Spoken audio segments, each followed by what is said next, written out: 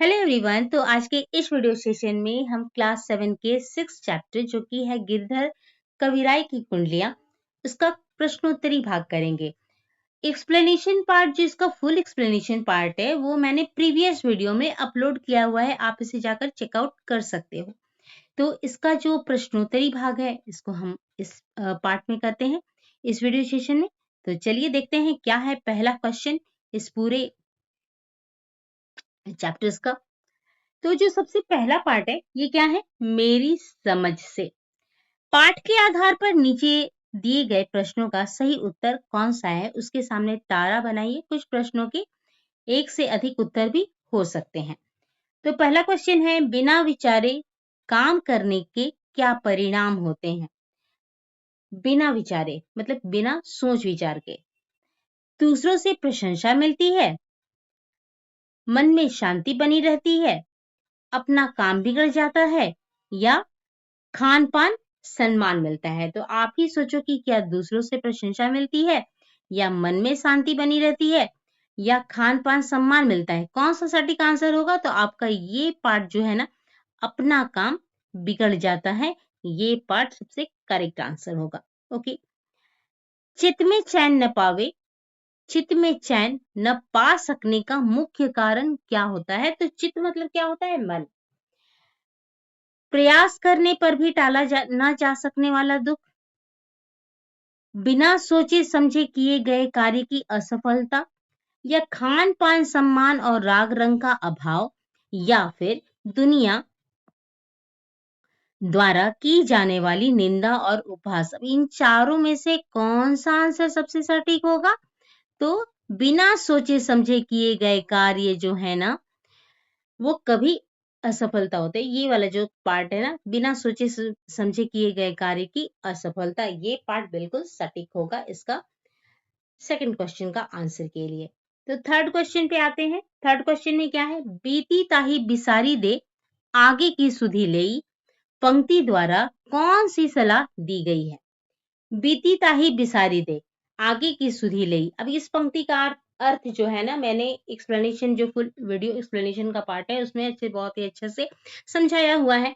ऐसे मैं एक बार यहाँ पे भी बताती हूँ कि इसका पार्ट का ये वाला जो लाइन है ना, ये वाला, बीती ताही बिसारी दे, आगे की सुधि लेई।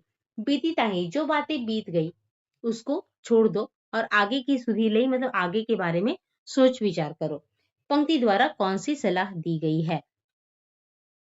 भविष्य की सफलता के लिए, अतीत की गलतियों को से सीखने के लिए, अतीत की असफलताओं को भूलकर भविष्य पर ध्यान देने के लिए, अतीत और भविष्य दोनों घटनाओं को समान रूप से याद रखने की, या फिर अतीत और भविष्य दोनों को भूलकर केवल वर्तमान में जीने की। अब इन सब में से सबसे सटीक आंसर कौन सा होगा? तो इन सब में से सबसे सटीक आंसर जो है, अतीत की असफलताओं को भूलकर भविष्य पर ध्यान देने की, ये होगा सबसे सटीक आंसर। आप इसे लिख सकते हो। जो बनी आवे सहज में ताही में चित देई,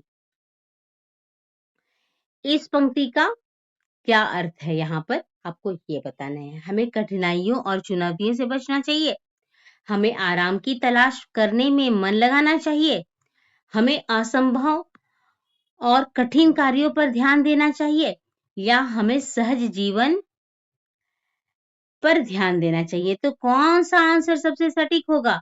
हमें सहज जीवन पर ध्यान देना चाहिए, ये पार्ट होगा इसका सबसे ज्यादा सटीक आंसर। ख नंबर क्वेश्चन है, हो सकता है कि आपके समूह के साथियों ने अलग अलग उत्तर चुने हो। अपने मित्रों के साथ चर्चा कीजिए कि आपने ये उत्तर ही क्यों चुने।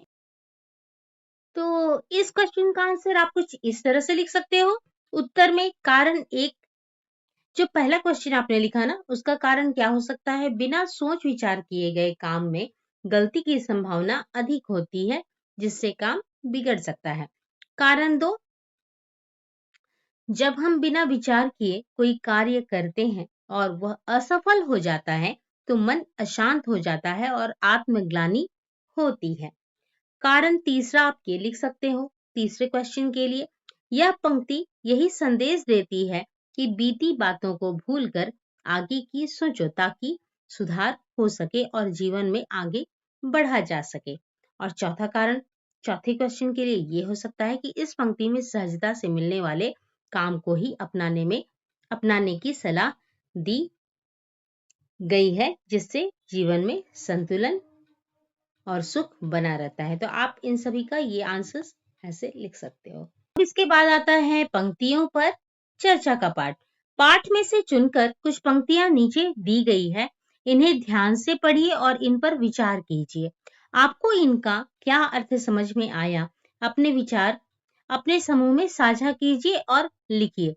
आपको शेयर भी करना है एंड लिखना भी है अपने विचार को। तो पहला पंक्ति क्या है? बिना विचारे जो करे सो पाछे पछिताए, काम बिगाड़े आपनो जग में होत हसाए। और ख नंबर क्वेश्चन में क्या है?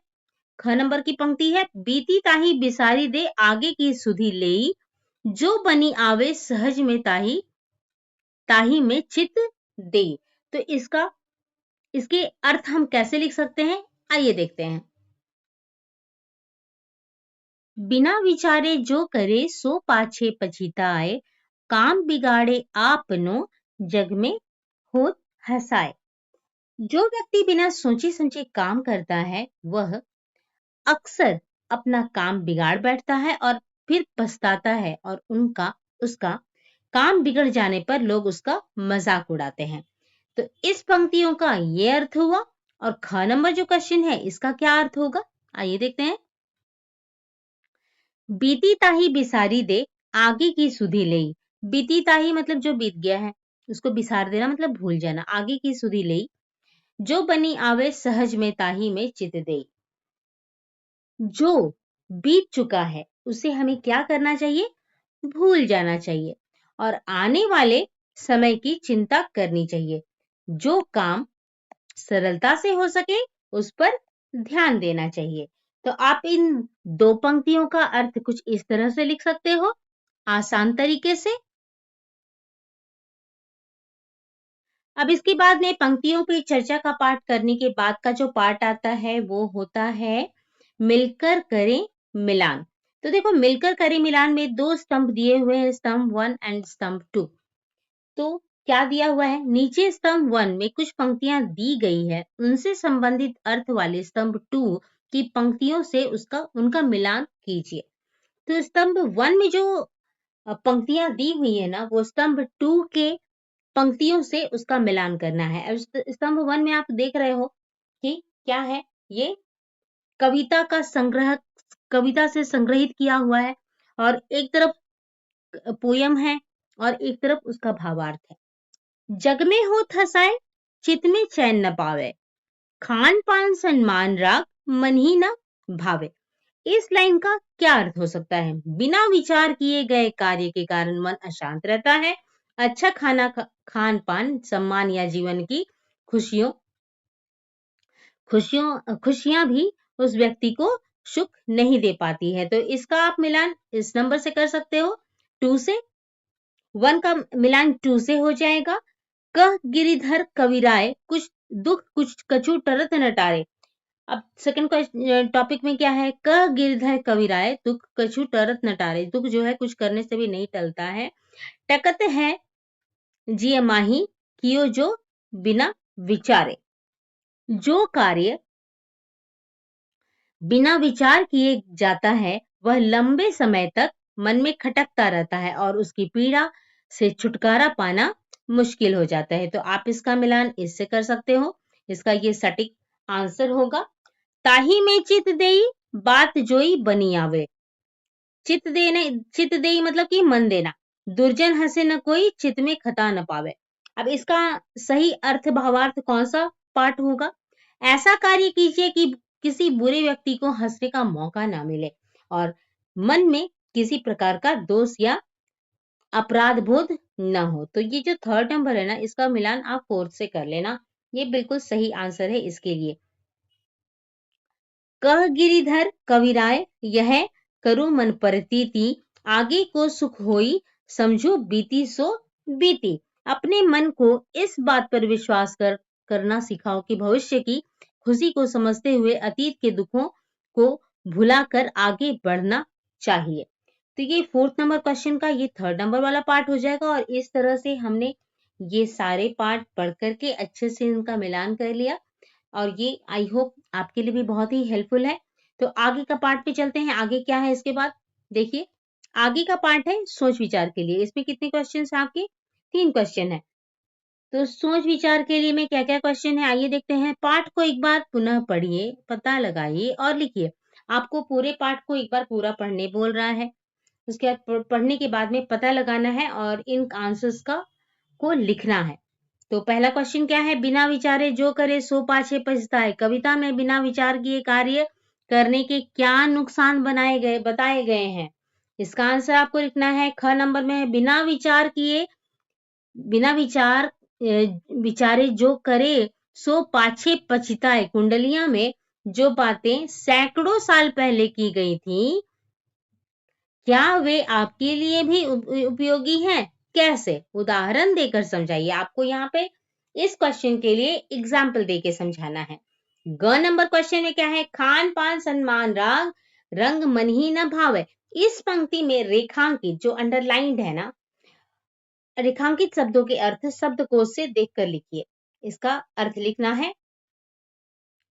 प्रत्येक के लिए एक एक उदाहरण भी दीजिए। तो अब हम करेंगे सोच विचार के लिए पाठ का आंसर पार्ट। तो आइए देखते हैं इसका आंसर क्या हो सकता है। बिना विचारे जो करे सो पाछे पछताए। कविता में बिना विचार किए गए कार्य करने के क्या नुकसान बताए गए हैं? कविता में बताया गया है कि बिना सोच विचार किए गए काम करने से कार्य बिगड़ सकता है, मन में अशांति रहती है, वह दुनिया में हंसी का पात्र बनता है और अंत में पछताना पड़ता है। इसलिए कोई भी काम सोच समझकर करने की सलाह दी गई है। बिना विचारे जो करे सो पाछे पछताए। कुंडलियां में जो बातें सैकड़ों साल पहले कही गई थी, क्या ये आपके लिए भी उपयोगी है? और है तो कैसे? उदाहरण देकर आपको ये बात समझानी है।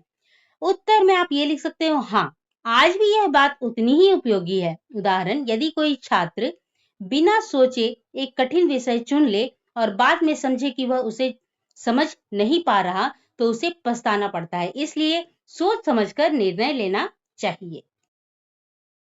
ग नंबर क्वेश्चन क्या है? खान पान सन्मान राग रंग मन ही न भावै। इस पंक्ति में रेखांकित शब्दों के अर्थ शब्दकोश से देख कर लिखिए। प्रत्येक के लिए एक एक उदाहरण भी दीजिए।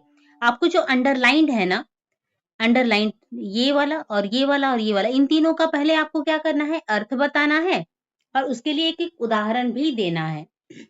तो सम्मान का अर्थ होता है आदर और सम्मान। उदाहरण में आप इसे इस तरह से लिख सकते हो, हमें अपने बड़ों का सम्मान करना चाहिए। मन ही का अर्थ होता है मन। उदाहरण में आप इसे ऐसे लिख सकते हो, मेरे मन में बहुत से विचार चल रहे हैं। भावे का अर्थ होता है अच्छा लगना। उदाहरण के लिए आप ऐसे लिख सकते हो, कोई भी व्यक्ति मेरे मन को जल्दी अच्छा नहीं लगता। इस तरह से आप सम्मान के लिए ये वाला पार्ट लिख सकते हो, मन ही के लिए ये वाला पार्ट लिख सकते हो इसका इस तरह से उदाहरण में भी, और भावे के लिए ये पार्ट आप इस तरह से लिख सकते हो। इसके बाद हम नेक्स्ट पार्ट 2 में सारे क्वेश्चन आंसर सॉल्व करेंगे। तो मिलते हैं नेक्स्ट पार्ट में, तब तक के लिए बाय बाय।